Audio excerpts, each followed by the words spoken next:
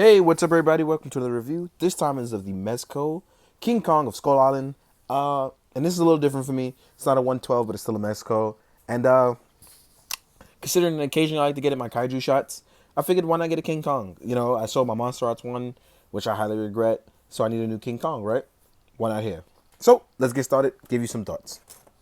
I want to start by saying for a $40 figure, the sculpt on this is really great. It's one of those things where it definitely has a refreshing, cool look of King Kong. Now, I'm a casual King Kong fan, so I don't know all the King Kong things, but I will tell you this, I really like this sculpt. I like the design. Very straightforward and straight to the point. And it seems to me like Mezco is actually aiming to do some more stuff with Kong, because last year it was definitely shown to have some stuff. So maybe they'll do a much larger figure, which I hope for. And maybe they can do some stuff for the new King Kong stuff, so I'm hoping for it. Anyway, let's go into the look. Now, easily this head sculpt is done really, really nice.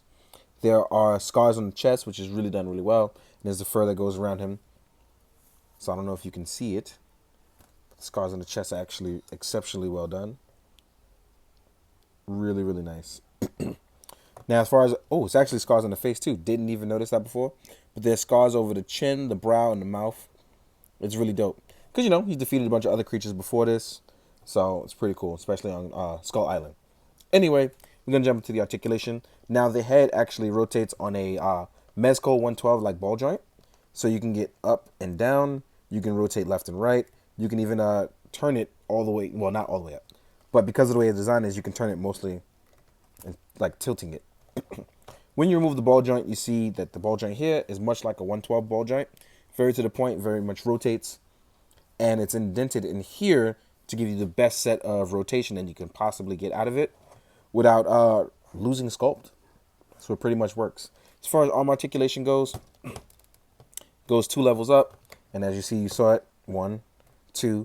And those levels pretty much keep it from holding the weight up if you're going to put other things on top of it, things like that. So it pretty much works out. Really like this, very to the point. It keeps the sculpt pretty much intact. Which is something normally I wouldn't care for, but for some reason I really like it on Kong. So you can see he can do it. He can do some lariats, but it's single jointed here.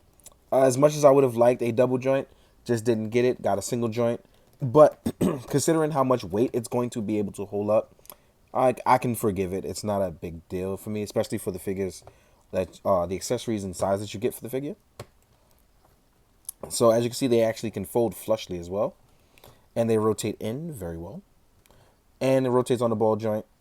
That doesn't seem to be too hindered by the fact that it's sculpted over with hair. So that's pretty nice. As far as rotation here in the torso, rotates left really far. Actually, well, didn't know that, but it actually rotates all the way around. I didn't get a chance to do that before, but I did now. Rotates back about this far. So as far as back rotation, you can actually get a full spread rotation going back. And going forward, you can get down about this far, which isn't too far. It doesn't seem too far considering the leg articulation. Now, with legs is a little bit hindered because the sculpt is a little too in there. So I can only go outward about this far with each leg. And I can go forward only about this far, which sucks because I was expecting it to go a little further, especially because he's a giant ape. So, you know, you wanted to go a little further, but it doesn't. Leg only comes out, does not go down far at all. Just gives you a little bit of wiggle room. So I'm a little disappointed by that. It's a very nice ankle pivot though. But again, if you can't really move your legs, well, at least you can get a Naruto run on, right? So, but I was really hoping I would be able to get a little bit more articulation going from it, but it just doesn't seem to be the case. But I can still get some cool poses going. So let me see if I can get going. Yeah, you can get a cool gorilla like running pose. You can still do the arms above the head. So you can get some standard posing. And you can still pressure it out a little bit. Actually, you can rotate these as well. You can pressure it out just enough to do a hammer blow if you're going to do it. So yeah, you can get basic proportioned stuff out of it. But as far as highly articulated action, you won't get too much of it, not without angles. But all in all, I think it'll work out.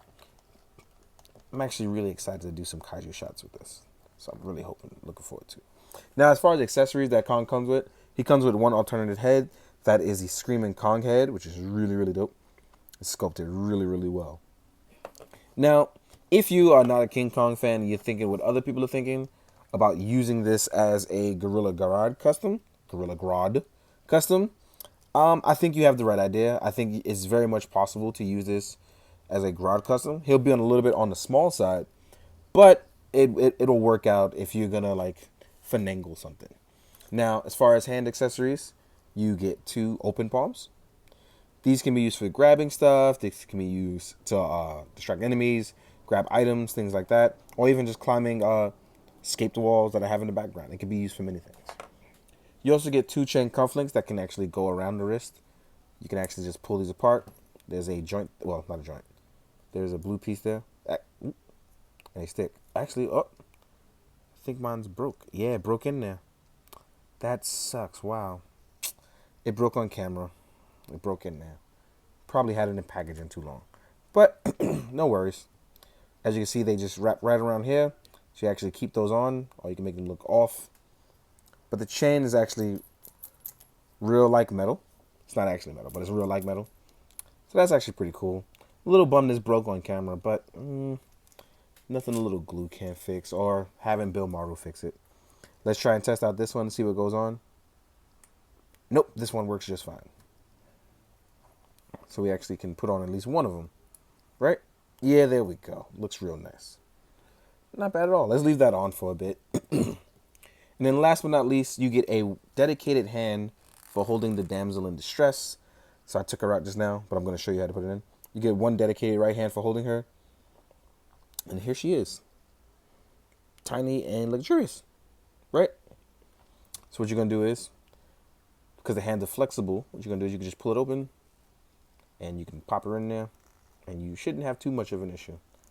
So she can also happen to fit in this hand as well. But if you want it in the dedicated hand, you just rotate her to slide in the groove and voila. There you go. Nice. Anyway, let's get into size comparisons, because Kong is actually rather on the small side.